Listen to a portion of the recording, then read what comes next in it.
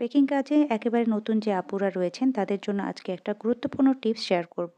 আমি এখানে একটি পাইপিং ব্যাগের মধ্যে কিছু ক্রিম নিয়ে নিয়েছি আর এই টিপটা কিন্তু খুব ছোট করে কেটে নিয়েছি। পুরো কেকটাকে আমি এই ক্রিম দিয়ে কভার করে নিচ্ছি আর কিভাবে করছি ভিডিওতে দেখে বুঝতেই পারছেন।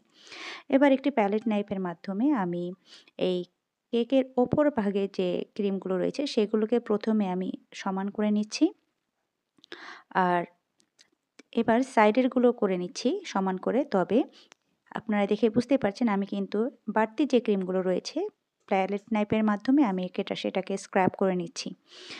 আমি প্রাথমিকভাবে এটাকে চারপাশে সমান করে নিচ্ছি। এবার একটা ব্রেড কাটারের মাধ্যমে ফাইনালি আমি পুরো কেকটাতে ক্রিমটাকে ফাইনালভাবে লাগিয়ে নিচ্ছি আর বাড়তি ক্রিমগুলোকে উঠিয়ে নিচ্ছি।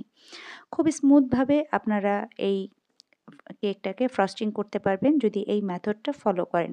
যারা বেকিং কাজে একেবারে নতুন আপুরা আছেন তারাও কিন্তু খুব সহজে এবং অল্প সময়ে খুব সুন্দরভাবে স্মুথলি কেক কোট করতে পারবেন। আশা করি ভিডিওটা ভালো লেগেছে।